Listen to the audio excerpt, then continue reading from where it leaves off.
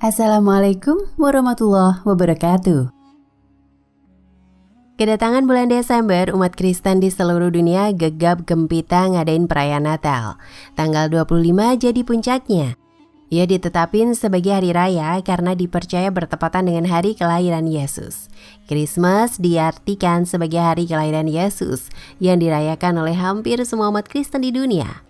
Berasal dari ajaran Gereja Katolik Roma, padahal ajaran tersebut tidak terdapat dalam Alkitab dan Yesus pun tidak pernah memerintahkan kepada murid-muridnya untuk menyelenggarakannya. Perayaan yang masuk ke dalam ajaran Gereja Katolik Roma pada abad keempat ini berasal dari upacara adat masyarakat penyembah berhala.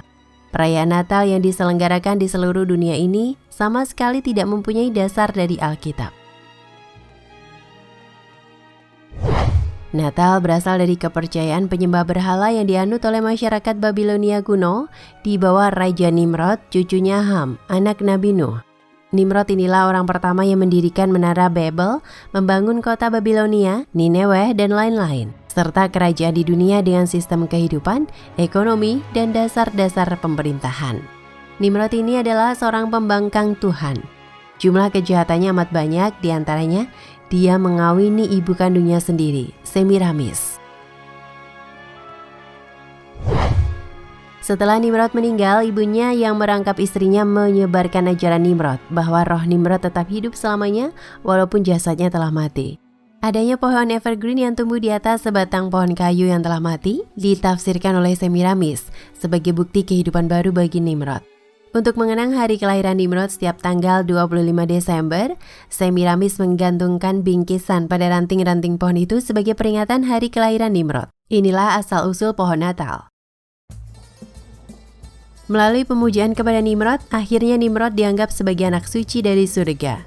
Dari perjalanan sejarah dan pergantian generasi ke generasi, dari masa ke masa dan dari satu bangsa ke bangsa lainnya, akhirnya penyembahan terhadap berhala Babilonia ini berubah menjadi Mesias palsu, yaitu berupa Dewa Baal, anak Dewa Matahari.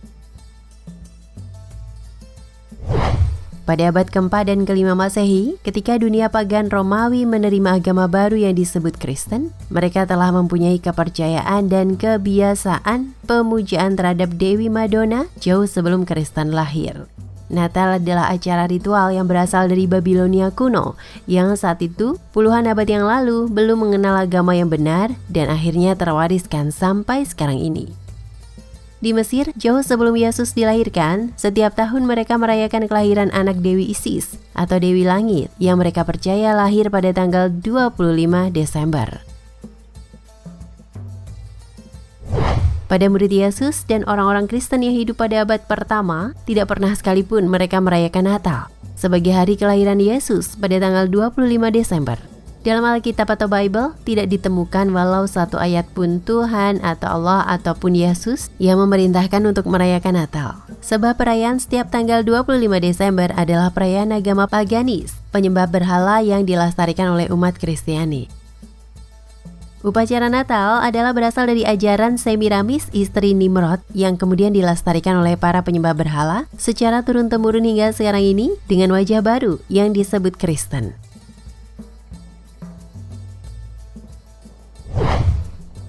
Siapa sih Yesus itu? Menurut kepercayaan Kristen yang berkembang sekarang, ia adalah anak Tuhan yang punya ibu bernama Maria, seorang perawan yang tiba-tiba hamil dan melahirkan bayi. Berdasar beberapa literatur, Yesus punya beberapa nama yang berbeda. Dalam bahasa Ibrani ia disebut Yeshua. Bahasa Latinnya menyebutkan Mesias. Muslim Indonesia menyebutnya Nabi Isa alaihissalam. Kalau di dalam Al-Quran menyebutnya Isa al-Masih atau Masih ibnu Maryam. Oleh umat Kristen, Yesus dianggap Tuhan mereka. Kepercayaan ini berdasar pada konsep teologi ketuhanan Trinitas. Apa itu Trinitas? Adalah model teologi yang mengatakan bahwa Tuhan itu satu tapi terdiri dari 3 oknum. Dalam Kristen, 3 oknum itu adalah Tuhan Bapa, Yesus atau Tuhan Anak, dan Roh Kudus, malaikat. Yesus diposisikan sewujud dengan Tuhan, begitu juga Roh Kudus. Maka ketiganya dianggap sebagai Tuhan, karena sudah menjadi satu kesatuan dengan Tuhan yang semula.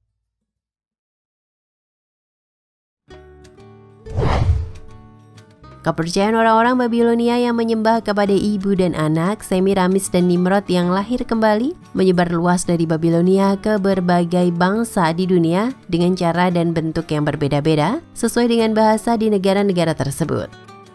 Di Mesir, dewa-dewi tersebut bernama Isis dan Osiris. Di Asia bernama Cybele dan Dewis. Di Roma bernama Fortuna dan Jupiter. Juga di negara-negara lain seperti Cina dan Jepang, Tibet bisa ditemukan adat pemujaan terhadap Dewi Madonna sebelum Yesus dilahirkan. Nah, kepercayaan tersebut ditenggarai memberi pengaruh ke sebagian umat Kristen di zaman itu, sehingga mereka ikut menggunakan konsep teologi Trinitas. Tapi tidak semua penganut Kristen kayak gitu loh. Sebagian mereka tetap teguh berteologi Unitarian, Allah saja yang Tuhan. Dua kelompok ini sama besar.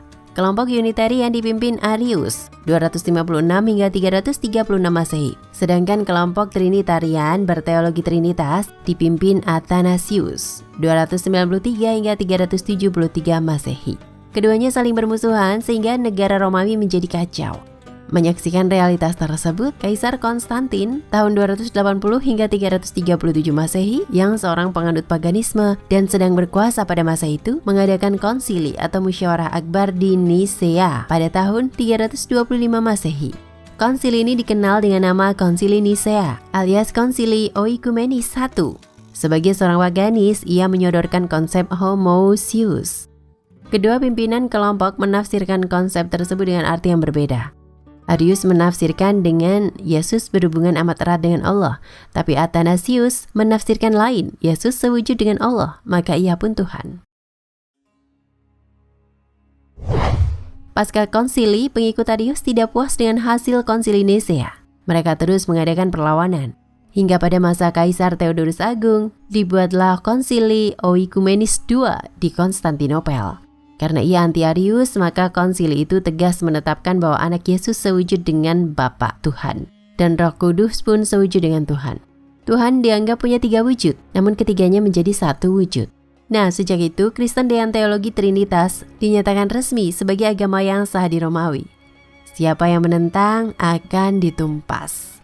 Sebuah institusi baru dibentuk khusus buat pekerjaan ini. Namanya Institusi Akuisisi. Akhirnya pengikut Arius dibantai dan diusir dari Romawi. Buku-buku mereka dibakar. Di antara mereka melarikan diri ke negeri-negeri lain. Saat ini ajaran Arius masih ada, tapi jumlahnya sangat kecil. Hanya beberapa sekte-sekte kecil yang tersembunyi. Sangat jauh kalau dibandingkan dengan Kristen Trinitarian.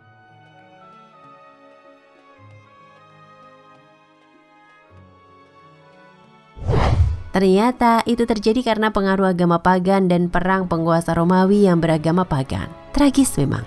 Maka bersyukurlah kita yang muslim yang istiqomah memegang konsep tauhid yang kemurnian kitab sucinya dijamin oleh Allah Subhanahu wa taala dan dijanjikan kemenangan dunia dan tempat kembali berupa syurga. Wallahu a'lam.